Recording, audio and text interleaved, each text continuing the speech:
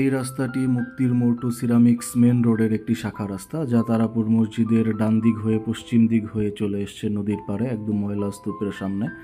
আপনারা দেখতে পাচ্ছেন কি অবস্থা এই জায়গাটার, ময়লা টয়লা ফেলে একদম বাজে অবস্থা।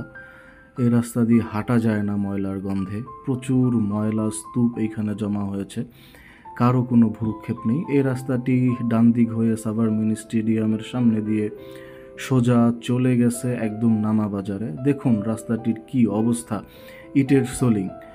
ভাগলপুর পণ্ডিতপাড়ার মতো অবহেলিত কোনো রাস্তা, এরকম রাস্তা আমি সাভারে কোথাও দেখি নাই। এই ব্রিজটা হয়তো বা 1971 সালে তৈরি হওয়ার পর থেকে এখন পর্যন্ত সংস্কারের মুখও দেখে নাই। জীর্ণ শীর্ণ অবস্থা, কোনো গাড়ি ঘোড়া ট্রাক কোনো কিছুই যাতায়াত করতে পারে না এই রাস্তার উপর দিয়ে।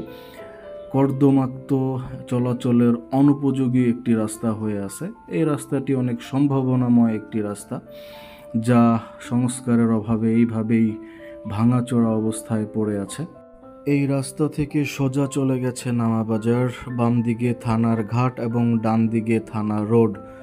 অবশ্যই এই রাস্তাটি সংস্কারের অনুরোধ জানাচ্ছি কর্তৃপক্ষের কাছে। ভিডিওটি শেয়ার করার মাধ্যমে রাস্তার উন্নয়নে আপনার অবদান আশা করছি। Thank you.